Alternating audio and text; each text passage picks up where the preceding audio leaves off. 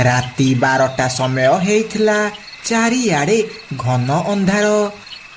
ସେତିକି ବେଳେ ବଣ୍ଟି କାମରୁ ଘରକୁ ଫେରୁଥିଲା। ଏ ରାସ୍ତା କେତେ ଅନ୍ଧାର ହେଇଛି, ଆଜି ବହୁତ ଡେରି ହେଇଗଲା। ଆସିଲା ବେଳକୁ ଯାଉଛି ଜଲ୍ଦି ଜଲ୍ଦି ଘରକୁ ଯିବି, ବହୁତ ଜୋରେ ଭୋକ ବି କଲାଣି।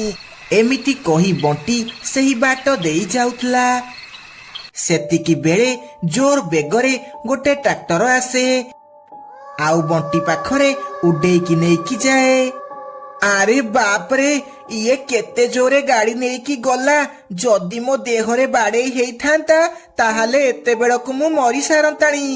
ସେ ଏମିତି କହି ଭାବୁଥିଲା ବେଳେ ପୋଲିସ ଗାଡି ଟ୍ରାକ୍ଟର ପିଛା କରି କରି ସେଠାକୁ ଆସେ। ଆରେ ଭାଇ, ତୋର କିଛି ହେଇନିଟି? ତୋ ଦେହରେ ଗାଡି ବାଜିନିଟି? ନା ନା ସାର୍, ମୋ ଦେହରେ ବାଜିନି। ଯଦି ବାଜିଥାନ୍ତା ଆଉ କଣ ମୁଁ ବଞ୍ଚିଥାନ୍ତି? ତୋ ଭାଗ୍ୟ ଭଲ, ତୁ ଆଜି ବଞ୍ଚିଗଲୁ। ନହେଲେ ଯିଏ ସେ ଟ୍ରାକ୍ଟର ଆଗକୁ ଆସିଛି ସେ ଏବେ ଯାଏଁ ବଞ୍ଚିନି। ଏ ଟ୍ରାକ୍ଟର ଏବେ ଯାଏଁ 100ରୁ ଅଧିକ ପକ୍ଷୀମାନଙ୍କୁ ମାରି ସାରିଲାଣି। ମୁଁ 6 ମାସ ହେଲା ଏ ଟ୍ରାକ୍ଟର ପିଛା କଲାଣି, କିନ୍ତୁ ମୁଁ ତାକୁ ଧରି ପାରୁନି। କୁଆଡେ ଗାୟବ ହେଇଯାଉଛି, କିଛି ଜାଣି ହେଉନି। ହେ ଭଗବାନ, ତମ ଯୋଗୁ ଆଜି ବଞ୍ଚିଗଲି। ତମର ବହୁତ ବହୁତ ଧନ୍ୟବାଦ। ଧନ୍ୟବାଦ ଘରେ ଯାଇକି କରିବୁ। ଜଲ୍ଦି ଘରକୁ ଯା, ନହେଲେ ସେ ଟ୍ରାକ୍ଟର ପୁଣି ଥରେ ଆସିପାରେ। ଜଲ୍ଦି ଏଠୁ ପଳା। ଏହା କହି ପୋଲିସ ସେଠାରୁ ଚାଲିଯାଏ। ବଣ୍ଟି ବି ଜୋରେ ଜୋରେ ଦୌଡ଼ି ଦୌଡ଼ି ଘରକୁ ପଳାଏ। ସେ ଘରକୁ ଯାଇ ଶୋଇବାକୁ ଚେଷ୍ଟା କରେ, କିନ୍ତୁ ତାକୁ ଜମାରୁ ନିଦ ଆସେ ନାହିଁ। ତା ଆଖି ଆଗରେ ସେ ଟ୍ରାକ୍ଟର କଥା ଖାଲି ଆସେ। ଆରେ, ସେ ଟ୍ରାକ୍ଟର ତ ମୋ ଆଗରେ ପୁରା ଥିଲା, କିନ୍ତୁ ସେ ମୋ ଦେହରେ ବାଡେଇଲାନି କାହିଁକି? ସେ ସାଇଡ କରିକି କାହିଁକି ନେଲା? ସେ ପୋଲିସ ବାଲା ତ କହୁଥିଲା ତା ଆଗକୁ ଯିଏ ବି ଆସେ ସେ ତାକୁ ମାରିଦିଏ। ତାହେଲେ ସେ ମତେ କାହିଁକି ଛାଡିଦେଲା? ନା, କିଛି ତ ଗୋଟେ ରାଜ ଅଛି। ସକାଳୁ ଯେତେବେଳେ ବଣ୍ଟି କାମକୁ ଯାଉଥିଲା, ସେ ଦେଖିଲା ରାସ୍ତାରେ 4ଟି ପକ୍ଷୀଙ୍କର ଲାଶ ପଡିଛି, ଆଉ ବହୁତ ସାରା ପକ୍ଷୀ ସେଠାରେ ଜମା ହେଇଛନ୍ତି। ଆରେ ଭଉଣୀ, ଏଠି କଣ ହେଇଛି? ଏ ପକ୍ଷୀମାନଙ୍କୁ କିଏ ମାରିଲା? ଭାଇ, ମୁଁ ଠିକ ସେ ଜାଣିନି ଏମାନଙ୍କୁ କିଏ ମାରିଛି, କିନ୍ତୁ କିଛି ପକ୍ଷୀ କହୁଥିଲେ ସେମାନେ ଟ୍ରାକ୍ଟରର ଆବାଜ ଶୁଣିଥିଲେ। ସେଇ ଟ୍ରାକ୍ଟର ଏମାନଙ୍କୁ ଚକଡି ଦେବାରୁ ମରି ଯାଇଛନ୍ତି। ଏ ସବୁ କେତେଟା ସମୟରେ ହେଇଛି?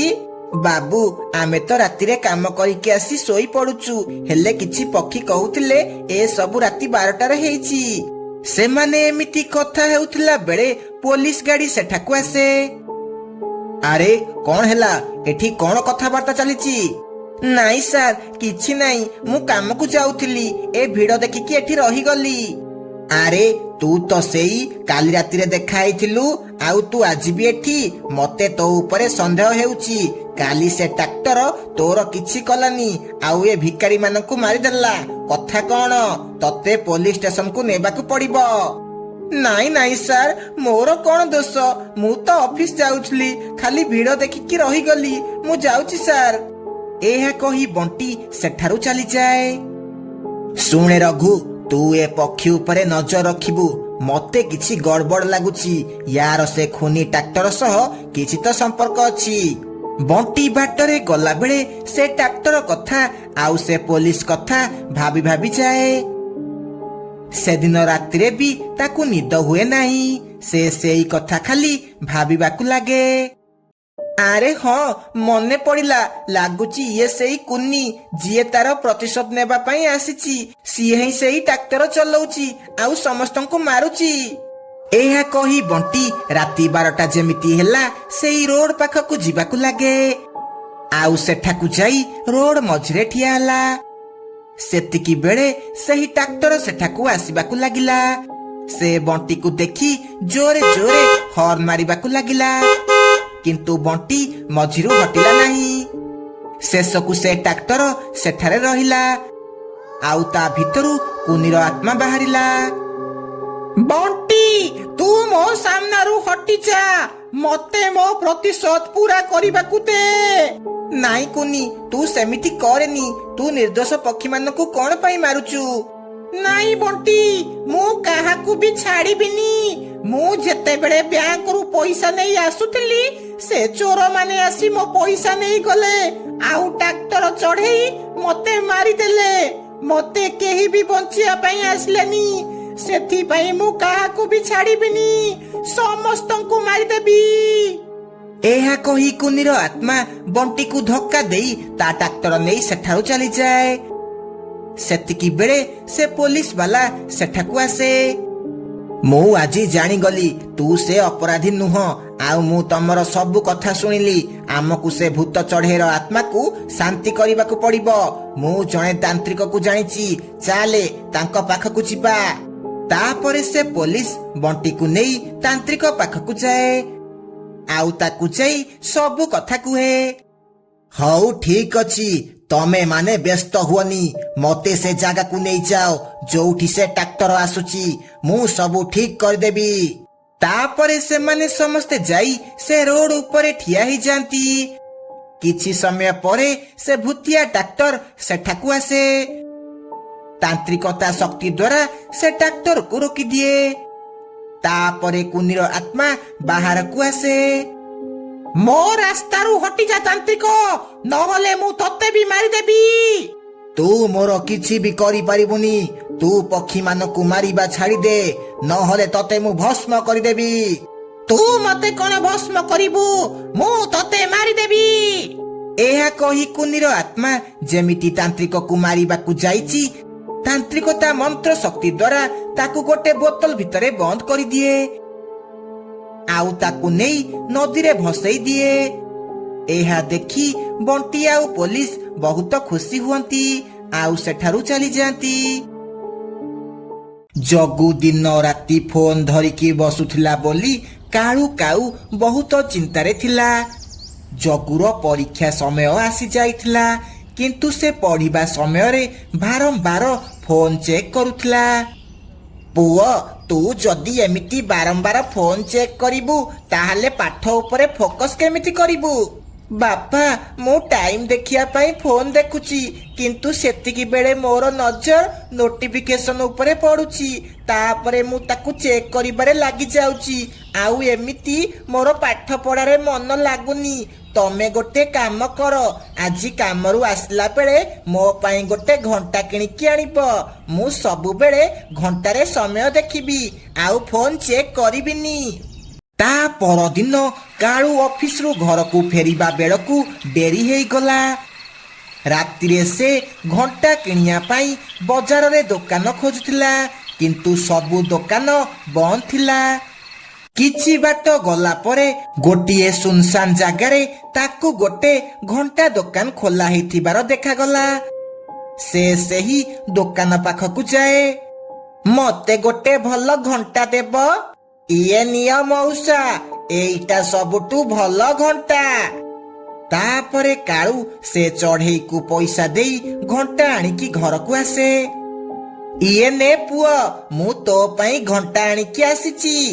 ଆରେ ବା ବାପା, ଏ ଘଣ୍ଟା ତ ବହୁତ ସୁନ୍ଦର ହେଇଛି, ୟାକୁ ମୁଁ ସମ୍ଭାଳିକି ରଖିବି। ତାପରେ ଜଗୁ ସେ ଘଣ୍ଟାରେ ସକାଳ 6ଟାର ଆଲାରାମ ଲଗେଇକି ଥୋଇଦିଏ, ଆଉ ଶୋଇପଡେ। ରାତି 12ଟା ଯେମିତି ହେଲା ସେ ଘଣ୍ଟା ବାଜିବାକୁ ଲାଗିଲା। ଜଗୁ ନିଦରୁ ଉଠି ପଡିଲା। ସେ ଯେମିତି ଟାଇମ ଦେଖିଲା, ସେତିକି ବେଳକୁ ରାତି ପ୍ରାୟ 12ଟା ହେଇଛି। ଆରେ, ମୁଁ ତ ସକାଳ 6ଟାର ଆଲାରାମ ଲଗେଇଥିଲି, ତାହେଲେ ଇଏ ଏବେ କଣ ବାଜିଲା? ଲାଗୁଛି ଏ ଘଣ୍ଟାରେ କିଛି ଖରାପ ଅଛି। ତାପରେ ସେ ଘଣ୍ଟା ଥୋଇଦିଏ, ଆଉ ଶୋଇପଡେ। ତା ପରଦିନ ବି ସେ ସକାଳ 6ଟାର ଆଲାରାମ ଲଗେଇ ଦିଏ, ଆଉ ଶୋଇପଡେ।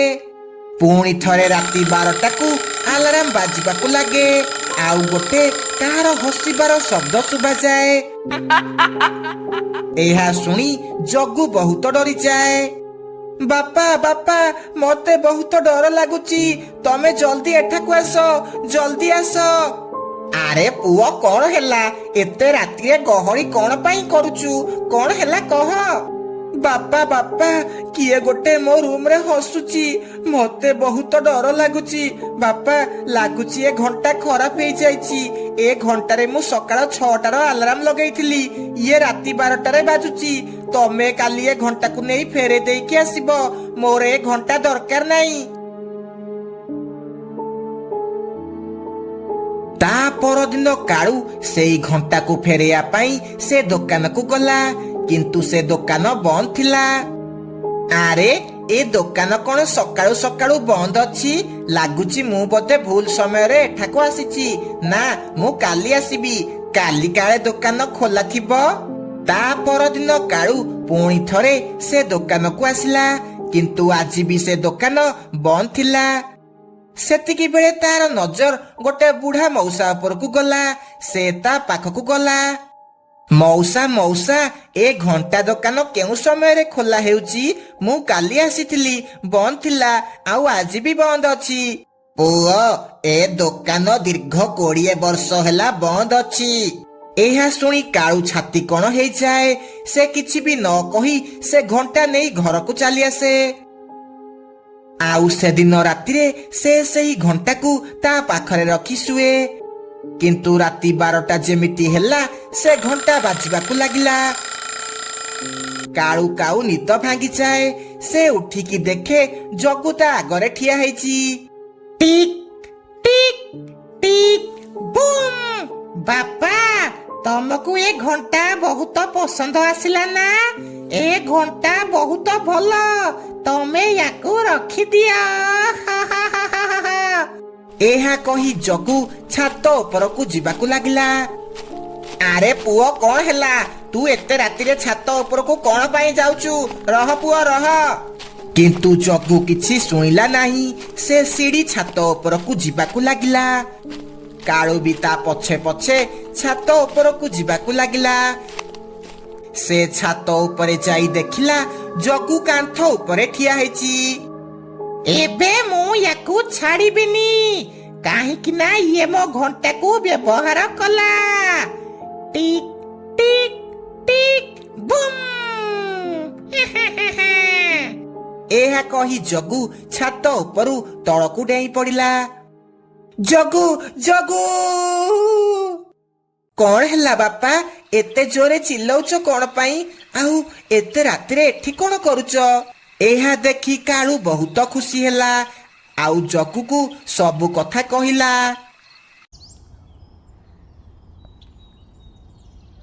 ସକାଳୁ କାଳୁ ସେଇ ଘଣ୍ଟା ଦୋକାନ ପାଖକୁ ଗଲା କିନ୍ତୁ ସେ ଦୋକାନ ଆଜି ବି ବନ୍ଦ ଥିଲା ପୁଣି ଥରେ ସେ ସେହି ବୁଢା ମଉସାକୁ ଦେଖିଲା ସେ ତା ପାଖକୁ ଗଲା ମଉସା ମତେ ସତ ସତ କୁହ ଏ ଘଣ୍ଟା ଦୋକାନ କାହାର ଏଠି ଆଗରୁ କିଏ ଘଣ୍ଟା ବିକୁଥିଲା ପୁଅ ମୁଁ ଏଇ ଜଙ୍ଗଲକୁ 7-8 ବର୍ଷ ହେଲା ଆସିଛି ମୁଁ ଯେତିକି ଶୁଣିଛି ଏଇଟା ଏ ଜଙ୍ଗଲର ସବୁଠୁ ବଡ ଘଣ୍ଟା ଦୋକାନ ଥିଲା ଏଇ ଦୋକାନ ମାଲିକର ଗୋଟେ ଝିଅ ଥିଲା ତା ନାଁ ପିଙ୍କି ପିଙ୍କି ଗୋଟେ ପାରାକୁ ଭଲ ପାଉଥିଲା କିନ୍ତୁ ତା ବାପା ତା ସାଙ୍ଗର ପୁଅ ସହ ତାର ବାହାଘର କରିବାକୁ ଚାହୁଁଥିଲା ଆଉ ଗୋଟିଏ ଦିନ ତା ବାପା ପିଙ୍କିର ଜବରଦସ୍ତି ବାହାଘର କରିଦେଲା ପିଙ୍କି ଏ କଥା ସହି ପାରିଲାନି ଆଉ ସେ ଛାତ ଉପରୁ ଡେଇଁ ଆତ୍ମହତ୍ୟା କରିଦେଲା ଆଉ ଏ ଯୋଉ ଘଣ୍ଟା ତୋ ହାତରେ ଅଛି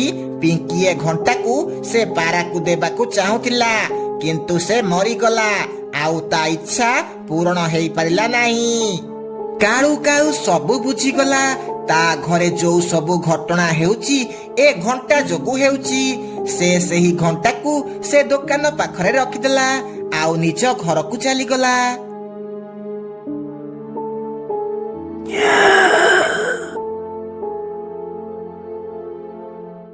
ଦିନେ ଗୋଟିଏ ଶିକାରୀ ଚିଲ ପକ୍ଷୀପୁର ଜଙ୍ଗଲକୁ ଆସିଲା ସେ ଗୋଟିଏ ଜାଗାରେ ଜାଲ ଥୋଇ ଗଛ ପଛପଟେ ଲୁଚିକି ରହିଲା ତାପରେ କିଛି ପକ୍ଷୀ ଆସି ସେ ଜାଲରେ ପଡ଼ିଗଲେ ସେ ସେହି ପକ୍ଷୀମାନଙ୍କୁ ନେଇ ତା ଘରକୁ ଚାଲିଗଲା ଏମିତି ସେ ଚିଲ ସବୁଦିନ ଆସି ପକ୍ଷୀମାନଙ୍କର ଶିକାର କଲା ଧୀରେ ଧୀରେ ପକ୍ଷୀମାନଙ୍କ ସଂଖ୍ୟା କମ ହେବାକୁ ଲାଗିଲା ଲୁସି ତମେ ଆଉ ବାହାରକୁ ଯିବନି। ସେ ଶିକାରୀ ଚିଲ ସବୁଦିନ ଆସି ପକ୍ଷୀମାନଙ୍କୁ ଶିକାର କରି ନେଇଯାଉଛି। ଏବେ ମୁଁ ଦାନା ଆଣିବାକୁ ଯିବି। ତମେ ଜମା ବି ବାହାରକୁ ଯିବନି। ସେ ଶିକାରୀ ଭୟରେ ଜଙ୍ଗଲର ପକ୍ଷୀମାନେ ଘରୁ ବାହାରୁ ନାହାନ୍ତି। ହଉ ବଣ୍ଟି, ମୁଁ ବାହାରକୁ ଯିବିନି, କିନ୍ତୁ ମତେ ଏବେ ବହୁତ ଜୋରେ ଭୋକ କଲାଣି। ତମେ ଯାଅ, ମୋ ପାଇଁ କିଛି ଖାଇବାକୁ ଆଣିକି ଆସିବ। ହଉ ଠିକ ଅଛି, ମୁଁ ଯାଉଛି ଦାନା ଆଣିକି ଆସିବି। ତମେ କିନ୍ତୁ ମୋ କଥା ଧ୍ୟାନ ରଖିବ, କୁଆଡେ ବି ବାହାରକୁ ଯିବନି। ଆରେ ହଁ ବାବା, ମୁଁ ଜମାରୁ ବାହାରକୁ ଯିବିନି। ତାପରେ ବଣ୍ଟି ଲୁସି ପାଇଁ ଦାନା ଆଣିବାକୁ ଗଲା। ଆରେ ଆଜି କଣ କେହି ବି ପକ୍ଷୀ ମୋ ଜାଲରେ ପଡୁନାହାନ୍ତି। ଲାଗୁଛି ଏମାନେ ବହୁତ ଚାଲାକ ହେଇଗଲେଣି। ହଉ, ଆଉ କିଛି ସମୟ ଅପେକ୍ଷା କରିବା। ଆରେ ଏତେ ସମୟ ହେଇଗଲାଣି, ବଣ୍ଟି କଣ ଖାଦ୍ୟ ନେଇ ଆସିନାହାନ୍ତି? ନା, ମୁଁ ଆଉ ଅପେକ୍ଷା କରିପାରିବିନି। ଯାଉଛି, ଯଦି ଏ ପାଖ ପାଖରେ କିଛି ଦାନା ପଡିଥିବ ତାକୁ ଖାଇବି। ଏହା କହି ଲୁସି ଦାନା ଖାଇବାକୁ ଗଲା। ଆଉ ବାଟରେ ବୁଲି ବୁଲି କିଛି ଦାନା ଖାଇବାକୁ ଲାଗିଲା।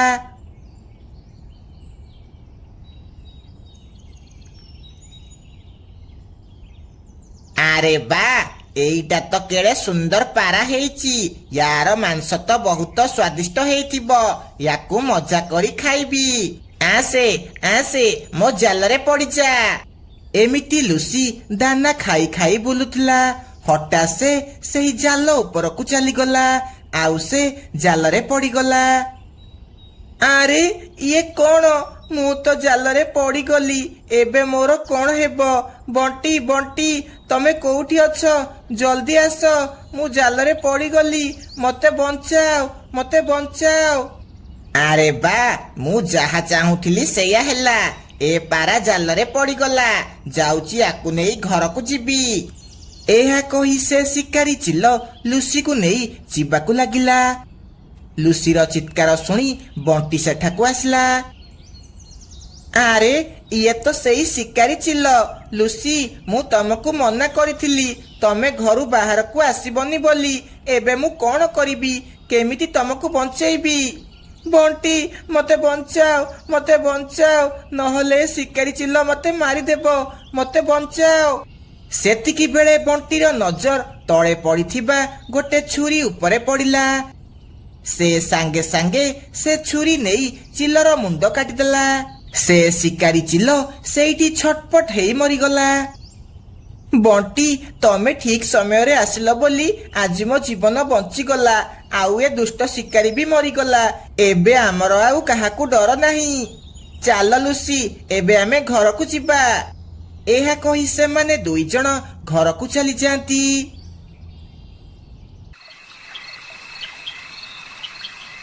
ରାତିରେ ସେହି ଶିକାରୀର କଟା ମୁଣ୍ଡ ଗୋଟେ ଭୟଙ୍କର ଭୂତ ହେଇଯାଏ।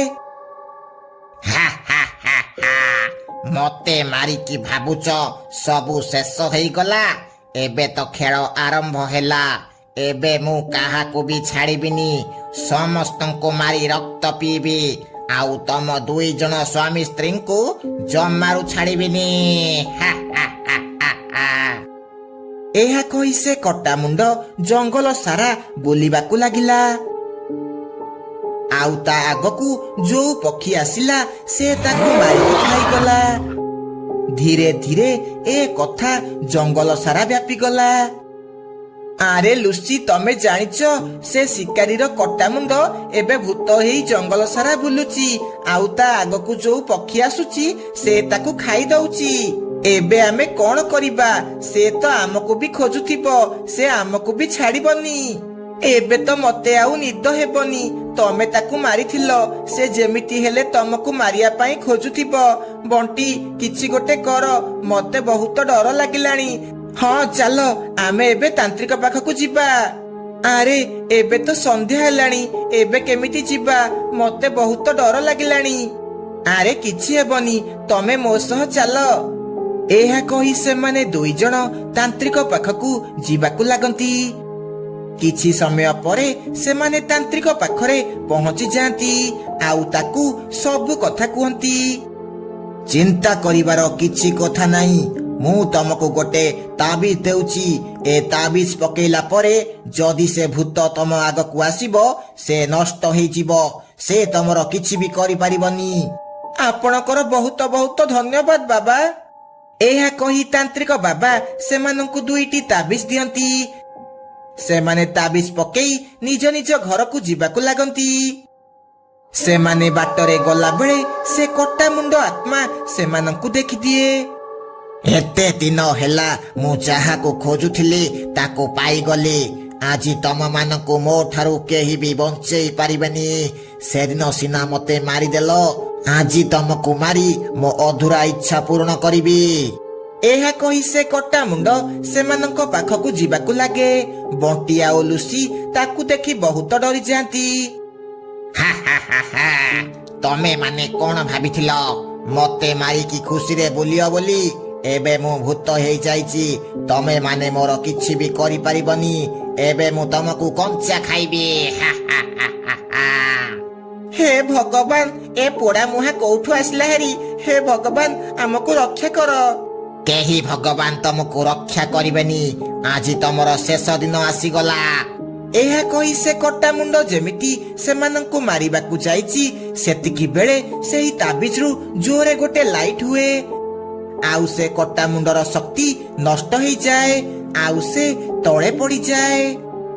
ବଣ୍ଟି, ସେ ତାନ୍ତ୍ରିକର ତାବିଜ କାମରେ ଆସିଲା। ହଁ ହଁ, ଚାଲ ଆମେ ଏବେ ଘରକୁ ପଳେଇବା। ଏହା କହି ସେମାନେ 2 ଜଣ ସେଠାରୁ ଚାଲିଯାଆନ୍ତି। ଆରେ ଏଇଟା କଣ? ମୁଁ କିଛି ଦିନ ବାହାରକୁ କଣ ଚାଲିଗଲି? ଜଙ୍ଗଲରେ ଗୁଣ୍ଡାଗିରି ଷ୍ଟାର୍ଟ ହେଇଗଲା। ପକ୍ଷୀପୁର ଜଙ୍ଗଲରେ ଗୋଟେ ଡାହାଣୀ ରହୁଥିଲା। ଯିଏ ବି ସେଇ ଜଙ୍ଗଲ ବାଟ ଦେଇ ଯାଉଥିଲା ସେ ତାକୁ ମାରି ଖାଇ ଦେଉଥିଲା। ଦିନେ ଜଙ୍ଗଲର ସବୁ ପକ୍ଷୀ ଗୋଟିଏ ଜାଗାରେ ଏକାଠି ହେଲେ। ଜମିଦାର ବାବୁ, କିଛି କର। ଜଙ୍ଗଲ ଭିତରେ ରହୁଥିବା ଡାହାଣୀ ସମସ୍ତଙ୍କର ଜିନା ହାରାମ କରିଦେଲାଣି। ଆରେ ବଣ୍ଟି, ମୁଁ କଣ କରିପାରିବି? ସେ ହେଉଛି ଗୋଟେ ଡାହାଣୀ ଆଉ ଆମେ ସାଧାରଣ ପକ୍ଷୀ। ଆମେ ଚାହିଁଲେ ବି ତାର କିଛି ବି କରିପାରିବାନି। ଜମିଦାର ବାବୁ, ତାହେଲେ ଆମେ ଗୋଟେ କାମ କରିବା। ଆମେ ଆଉ ସେ ଜଙ୍ଗଲ ବାଟ ଦେଇ ଯିବା ନାହିଁ। ଏମିତି କଲେ ସେ ଡାହାଣୀ ଆମର ଆଉ କିଛି ବି କରିପାରିବନି। ସେହି ଦିନଠୁ ଜଙ୍ଗଲର ପକ୍ଷୀମାନେ ଜଙ୍ଗଲ ରାସ୍ତା ଦେଇ ଯିବା ବନ୍ଦ କରିଦେଲେ। ଏମିତି କିଛି ଦିନ ବିତିଗଲା। ପକ୍ଷୀମାନେ ଜଙ୍ଗଲ ବାଟ ଦେଇ ନ ଯିବାରୁ ଡାହାଣୀ ଭୋକରେ ରହିଲା ଆଉ ବହୁତ ରାଗିଗଲା। ଏ ସବୁ କଣ ଚାଲିଛି? ଏ ପକ୍ଷୀମାନେ ଆଉ ଏ ବାଟ ଦେଇ କଣ ପାଇଁ ଯାଉନାହାନ୍ତି? ଏମିତି ହେଲେ ତ ମୁଁ ଭୋକରେ ମରିଯିବି। ଏବେ ମତେ ଲାଗୁଛି ଘାସ ଖାଇ ରହିବାକୁ ପଡିବ। ଜଙ୍ଗଲରେ ଆଉ କିଛି ଘଟଣା ନ ଘଟିବାରୁ ପକ୍ଷୀମାନେ ବହୁତ ଖୁସି ଥିଲେ। ଗୋଟିଏ ଦିନ ଗାଁକୁ ଗୋଟେ ବେଲୁନ ବାଲା ଆସେ। ବେଲୁନ ନିଅ ବେଲୁନ। ପିଲାମାନେ ଜଲ୍ଦି ଜଲ୍ଦି ଆସ ଆଉ ବେଲୁନ ନେଇଯାଅ। ବେଲୁନ ନିଅ ବେଲୁନ, ରଙ୍ଗ ବିରଙ୍ଗ ବେଲୁନ। ବେଲୁନ ବାଲାର ଡାକ ଶୁଣି କିଛି ପିଲା ତା ପାଖକୁ ଆସନ୍ତି। ଅଙ୍କଲ ଅଙ୍କଲ, ମତେ ଗୋଟେ ବେଲୁନ ଦିଅ।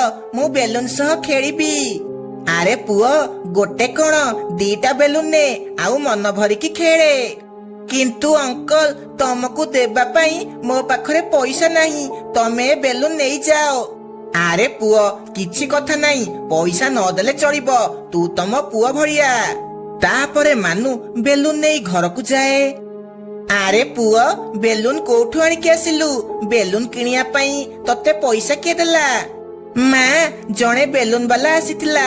ସେ ମତେ ବେଲୁନ ଦେଲା ଆଉ କହିଲା ଯେତେବେଳେ ପଇସା ହେବ ମତେ ଦେବୁ। ଏବେ ବେଲୁନ ନେଇଯା। ଏହା କହି ମାନୁ ସେ ବେଲୁନ ସହ ଖେଳି ଖେଳି ଶୋଇପଡେ। ରାତିରେ ସେ ବେଲୁନ ଉଡିବାକୁ ଲାଗେ ଆଉ ମାନୁକୁ ଉଡେଇ ଉଡେଇ ଜଙ୍ଗଲ ଆଡେ ନେଇଯାଏ। ଆରେ ଇଏ ମୁଁ କୁଆଡେ ଯାଉଛି? ମା, ମତେ ବଞ୍ଚା, ମତେ ବଞ୍ଚା। କିଏ କୋଉଠି ଅଛ? ମତେ ବଞ୍ଚା। ମାନୁ ସିଧା ଯାଇ ସେଇ ଡାହାଣୀ ପାଖରେ ପହଞ୍ଚେ। ସେଠି ସେ ଡାହାଣୀ ସେ ବେଲୁନ ବାଲା ସହ ଥିଲା। ସେ ବେଲୁନ ବାଲା ବି ନିଜ ଅସଲ ରୂପକୁ ଆସେ ହେରି। କାନ୍ଦେନି ପୁଅ, ବାସ୍ ଆଉ କିଛି ସମୟ ପରେ ଏ ଡାହାଣୀ ତତେ ମାରିକି ଖାଇଦବ। ନାଇଁ ନାଇଁ, ମତେ ଛାଡି ଦିଅ। ମୋ ଛଡା ମୋ ମାର ଆଉ କେହି ବି ନାହାନ୍ତି। ମତେ ଦୟାକରି ଛାଡି ଦିଅ। ହଇରେ ଯୋଗଣି ଖିଆ, ଇଏ ତୁ କାହାକୁ ନେଇକି ଆସିଛୁ? ଇଏ ତ ଖାଲି କାନ୍ଦିବାରେ ଲାଗିଛି। ଯା ଆଉ କୋଉ ଶିକାର ଆଣିକି ଆସିବୁ, ୟାକୁ ନେଇ ଛାଡି ଦେଇ ଆସେ। ଡାହାଣୀ, ଇଏ ତୁ କଣ କହୁଛୁ? ଆମେ ଯଦି ୟାକୁ ଛାଡିଦେବା ତାହେଲେ ଗାଁ ବାଲା ଆମ ପ୍ଲାନ ବିଷୟରେ ଜାଣିଯିବେ। ତାପରେ ଆମେ ଆଉ ଶିକାର କରିପାରିବାନି। ହଁ, ତୁ ଠିକ କହୁଛୁ। ଆମେ ଗୋଟେ କାମ କରିବା, ଆମେ ୟାକୁ ବନ୍ଦୀ କରି ରଖିବା, ଆଉ ଇଏ ଆମ ଗୋଡ ଘଷିବ। ଏହା କହି ସେ ଦୁଇ ଜଣ ମାନୁକୁ ନେଇ ଗୁମ୍ଫା ଭିତରକୁ ଚାଲିଯାଆନ୍ତି। ସକାଳୁ ମାନୁକୁ ଘରେ ନ ଦେଖି ମିନୁ ଚିନ୍ତାରେ ପଡିଯାଏ। ଆରେ ଇଏ କଣ ହେଲା? ମୋ ପୁଅ ମାନୁ କୁଆଡେ ଗଲା? ତାକୁ କିଏ ନେଇଗଲା? ହେ ଭଗବାନ, ମୁଁ ଏବେ କଣ କରିବି? ମୋ ମାନୁ କୁଆଡେ ଗଲା? ମିନୁକୁ କାନ୍ଦୁଥିବାର ଦେଖି ବଣ୍ଟି ଆଉ ମିଟୁ ତା ଘରକୁ ଆସନ୍ତି। କଣ ହେଲା ମିନୁ ଭଉଣୀ, ତମେ ଏତେ ଜୋରେ କାନ୍ଦୁଛ କଣ ପାଇଁ? କଣ ହେଇଛି? ମାନୁ ରାତିରେ ମୋ ପାଖରେ ଶୋଇଥିଲା। ସକାଳୁ ଦେଖିଲା ବେଳକୁ ମାନୁ ଘରେ ନାହିଁ। ଓହୋ, ଏଥିରେ ଏତେ ଚିନ୍ତା କରିବାର କଣ ଅଛି? ସେ କୁଆଡେ ଖେଳିବାକୁ ଯାଇଥିବ। ନା ନା, ସେ ମତେ ନ କହି କୁଆଡେ ବି ଯିବନି। ଲାଗୁଛି ତାକୁ କିଏ ଉଠେଇକି ନେଇଗଲା। ହଁ, ମତେ ବି ସେୟା ଲାଗୁଛି। କୋଉ ଡାହାଣୀ କି ଭୂତ ଉଠେଇକି ନେଇ ଯାଇଥିବ। ଆରେ ନା ନା, ଛୋଟ ପିଲାଟା କୁଆଡେ ଖେଳିବାକୁ ଯାଇଥିବ। ସେ ଜଙ୍ଗଲ ବାଲା ଡାହାଣୀ ତ କେବେ ବି ଆମ ଗାଁକୁ ଆସିନି। ଏହା କହି ସେମାନେ ଦୁଇ ଜଣ ସେଠାରୁ ଚାଲିଯାଆନ୍ତି। ସକାଳୁ ପୁଣି ଥରେ ସେହି ବେଲୁନ ବାଲା ଗାଁ ଭିତରକୁ ଆସେ। ଆରେ ମିଟୁ, ଇଏ ତ ସେଇ ବେଲୁନ ବାଲା ଯିଏ କାଲି ବି ଆସିଥିଲା। ଇଏ ଆଉ ମାନୁକୁ ଗାୟବ କରିନିଟି। ଚାଲେ ତା ପାଖକୁ ଯିବା। ନାଇଁ ରହ, ଏବେ ଯଦି ଯାଇ ତାକୁ ପଚାରିବା ତାହେଲେ ଆମକୁ ମାନୁ କେବେ ବି ମିଳିବନି। ରହ, ଆଜି ଆମେ ମାନୁକୁ ରାତିରେ ଯେମିତି ହେଲେ ଖୋଜିକି ଆଣିବା। ଏହା କହି ସେମାନେ ଦୁଇ ଜଣ ରାତିରେ ଗାଁ ବାହାରେ ବସି ଅପେକ୍ଷା କରନ୍ତି। କିଛି ସମୟ ପରେ ସେମାନେ ଦେଖନ୍ତି ପୁଣି କିଛି ପିଲା ବେଲୁନ ସହ ଉଡି ଉଡି ଯାଉଛନ୍ତି। ସେମାନେ ଦୁଇ ଜଣ ସେହି ବେଲୁନର ପିଛା କରିବାକୁ ଲାଗନ୍ତି। ଆରେ ଡାହାଣୀ, ଜଲ୍ଦି ଆସେ, ଦେଖେ ତୋ ଚାକର ତୋ ପାଇଁ କଣ ଆଣିକି ଆସିଛି। ଏହା ଶୁଣି ଡାହାଣୀ ବାହାରକୁ ଆସେ। ଆରେ କଣ ହେଲା? ଏତେ ଜୋରେ କଣ ପାଇଁ ଗହଳି କରୁଛୁ? ଦେଖେ, ମୁଁ ତୋ ପାଇଁ ଶିକାର ଆଣିକି ଆସିଛି। ଡାହାଣୀ ପିଲାମାନଙ୍କୁ ଦେଖି ବହୁତ ଖୁସି ହେଇଯାଏ। ଆରେ ବା, ଆଜି ତ ପୁରା ମଜା ଆସିଯିବ। ଯାଉଛି ପ୍ରଥମେ ଗୋଟେ ପିଲାକୁ ଖାଇକି ଦେଖିବି। ଏ ଡାହାଣୀ ରହିଯା, ତୁ ସେ ପିଲାମାନଙ୍କୁ ମାରି ପାରିବୁନି। ଆଚ୍ଛା, ତମେ ଦୁଇ ଜଣ ମତେ ରୋକିବ? ଏ ଭୂତ ଯା, ଆଉ ଏମାନଙ୍କୁ ବି ମାରିଦେ। ଏହା କହି ଭୂତ ଯାଇ ବଣ୍ଟି ଆଉ ମିଟୁର ତଣ୍ଟି ଚିପିବାକୁ ଲାଗେ। ସେତିକି ବେଳେ ଗାଁର ପୂଜାରୀ ସେଠାକୁ ଆସନ୍ତି ଆଉ ଗଙ୍ଗା ଜଳ ସେ ଭୂତ ଉପରେ ପକେଇ ଦିଅନ୍ତି। ଗଙ୍ଗା ଜଳ ପଡୁ ପଡୁ ସେ ଭୂତ ଭସ୍ମ ହେଇଯାଏ। ଡାହାଣୀ, ଆଜିଠୁ ତୁ ଆଉ କାହାକୁ ବି ମାରି ପାରିବୁନି। ତୋ ଖେଳ ଆଜିଠୁ ଶେଷ ହେଲା। ଏହା କହି ପୂଜାରୀ ଡାହାଣୀ ଉପରେ ବି ଗଙ୍ଗା ଜଳ ପକାନ୍ତି। ଡାହାଣୀ ଦେହରେ ଗଙ୍ଗା ଜଳ ପଡୁ ପଡୁ ସେ ଜାଳି ପୋଡି ପାଉଁଶ ହେଇଯାଏ। ତାପରେ ସମସ୍ତେ ଖୁସି ଖୁସି ଘରକୁ ଆସନ୍ତି। ଗୋଟିଏ ଦିନ ସନ୍ଧ୍ୟା ବେଳେ ମିନୁ ଚଢେଇ ତା ଝିଅ ଗୁଡି ସହ ମାର୍କେଟରୁ ଘରକୁ ଫେରୁଥିଲା। ବାଟରେ ଆସିଲା ବେଳେ ରାସ୍ତାରେ ଗୋଟେ ବଡ଼ ବରଗଛ ପଡେ। ସେହି ବରଗଛରେ ଗୋଟିଏ ଡାହାଣୀ ରହୁଥିଲା। ସେ ମିନୁ ଚଢେଇ ଆଉ ତା ଝିଅକୁ ଯାଉଥିବାର ଦେଖିଦେଲା। ଆରେ ବା, ମତେ ଆଜି ମୋ ଶିକାର ମିଳିଗଲା। ଯାଉଛି ଏ ଛୋଟ ଚଢେଇକୁ ନେଇ ଆସିବି, ଆଉ ୟାକୁ ମଜା କରି ଖାଇବି। ଏହା କହି ଡାହାଣୀ ପଛପଟୁ ଯାଇ ଗୁଡିକୁ ନେଇ ଆସିଲା। ଆଉ ସେ ଗଛ ଭିତରେ ପଶିଗଲା। ମିନୁ ଚଢେଇ କିଛି ବାଟ ଗଲା ପରେ ଦେଖିଲା ତା ଝିଅ ନାହିଁ। ଗୁଡି ଗୁଡି ତୁ କୁଆଡେ ଗଲୁ? ଏ ସନ୍ଧ୍ୟା ବେଳେ ତୁ ଆଉ ମୋ ସହ ଖେଳ କରନା। ଆସେ କହୁଛି, କୋଉଠି ଲୁଚିଛୁ? ହଉ ତୁ ଥା, ମୁଁ ଯାଉଛି। ମିନୁ ଚଢେଇ ଭାବିଲା ତା ଝିଅ ତା ସହ ମଜା କରୁଛି, ସେଥିପାଇଁ ସେ ଆଗକୁ ଆଗକୁ ଯିବାକୁ ଲାଗିଲା। ଆରେ ତୁ ଆସିବୁ କି ନାଇଁ କହିଲୁ, ନହେଲେ ମୁଁ ଯାଉଛି। ହେଲା, କଣ କହୁଛୁ? ଏମିତି କହି ମିନୁ ଚଢେଇ ତା ଝିଅକୁ ଡାକିବାକୁ ଲାଗିଲା, କିନ୍ତୁ ଗୁଡି ତା କଥା କିଛି ଶୁଣିଲା ନାହିଁ। ଆରେ ଗୁଡି ମୋ କଥା ଶୁଣୁନି କଣ? ସେ ତ ମୋ ସହ ଏମିତି କେବେ ବି କରିନି। ତାହେଲେ ସେ କୁଆଡେ ଗଲା? ମୋ ଝିଅ ଗୁଡି, ତୁ କୁଆଡେ ଗଲୁ ଧନ? ଜଲ୍ଦି ଆସେ, କୁଆଡେ ଗଲୁ? ମତେ ଛାଡି ଦିଅ, ମତେ ଛାଡି ଦିଅ। ମୁଁ ମୋ ମା ପାଖକୁ ଯିବି। ମତେ ଛାଡି ଦିଅ, ମତେ ଛାଡି ଦିଅ। ଏ ପିଲା, ପାଟି ବନ୍ଦ କରେ। ଯଦି ଗହଳି କରିବୁ ତତେ ଏବେ ମାରିକି ଖାଇଦେବି। ତତେ ମୁଁ ରଖିଛି ଅମାବାସ୍ୟା ରାତିରେ ଖାଇବି। ତୁ ଯେତେ ଗହଳି କଲେ ବି କାହାକୁ କିଛି ବି ଶୁଭିବନି। ଆଉ ହଁ, ଅମାବାସ୍ୟା ରାତିରେ ତୋ ଭଳି 10ଟି ଚଢେଇ ଛୁଆ ଖାଇଲା ପରେ ମୁଁ ବହୁତ ଶକ୍ତିଶାଳୀ ହେଇଯିବି। ତାପରେ ମତେ ଆଉ କେହି ବି ହରେଇ ପାରିବେନି। ସେପଟେ ମିନୁ ଚଢେଇ ସବୁ ଗଛ ପଛପଟ ଆଉ ବୁଦାମୂଳେ ଯାଇ ଗୁଡିକୁ ଖୋଜିବାକୁ ଲାଗେ, କିନ୍ତୁ ତାକୁ ଗୁଡି କୋଉଠି ବି ମିଳେ ନାହିଁ। ସେ ଶେଷକୁ ମନ ଦୁଃଖ କରି ଘରକୁ ଫେରିଯାଏ। ତା ପରଦିନ ସନ୍ଧ୍ୟା ବେଳେ ବିଟୁ ତାଙ୍କ ଦୁଆରେ ଖେଳୁଥିଲା। ସେତିକି ବେଳେ ଡାହାଣୀ ସେହି ବାଟ ଦେଇ ଯାଉଥିଲା। ଡାହାଣୀର ନଜର ତା ଉପରେ ପଡିଲା। ଆରେ ବା, ଇଏ ତ ଗୋଟେ ଶୁଆ ପିଲା। ଆଜି କଣ କିଛି ପରିଶ୍ରମ କରିବାକୁ ପଡିଲାନି। ଯାଉଛି, ୟାକୁ ନେଇ ମୋ ଘରକୁ ଯିବି। ଏହା କହି ଡାହାଣୀ ବିଟୁକୁ ନେଇ ସେଠାରୁ ଚାଲିଯାଏ। ଏମିତି ସେ ସବୁଦିନ ଜଙ୍ଗଲ ଭିତରକୁ ଆସି ପକ୍ଷୀମାନଙ୍କ ପିଲା ଚୋରେଇକି ନେବାକୁ ଲାଗିଲା।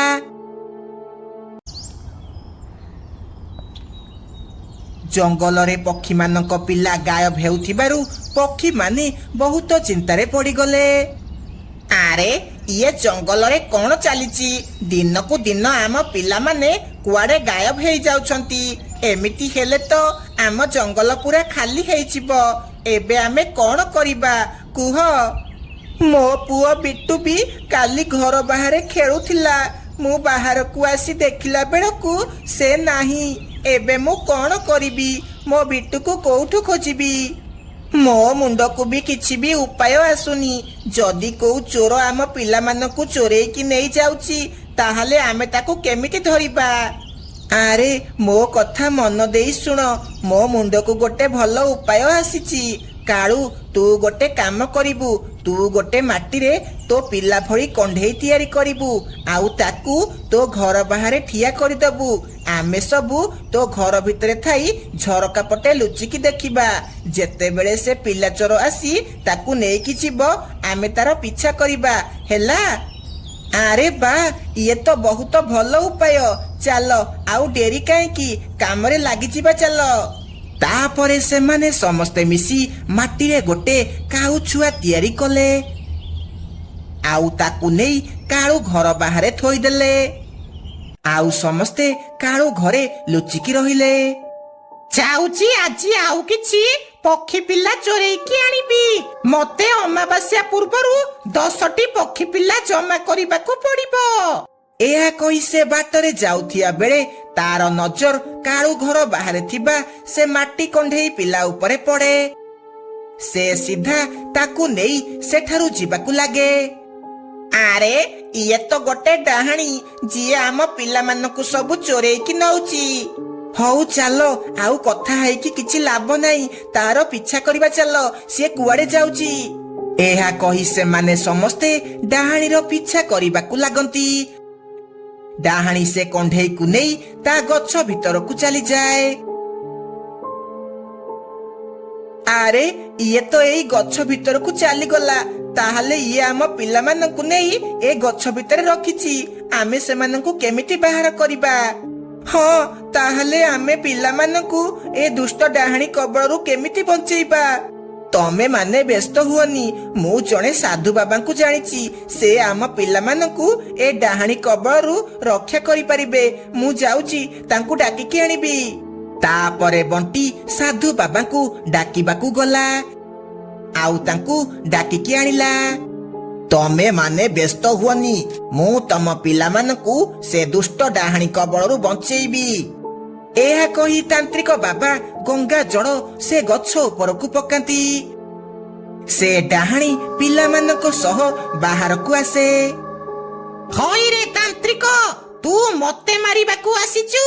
ଆଜି ତୋ ସହ ଏ ସମସ୍ତଙ୍କୁ ବି ମାରିଦେବି। ତମେ ମାନେ ମୋର କିଛି ବି କରିପାରିବନି।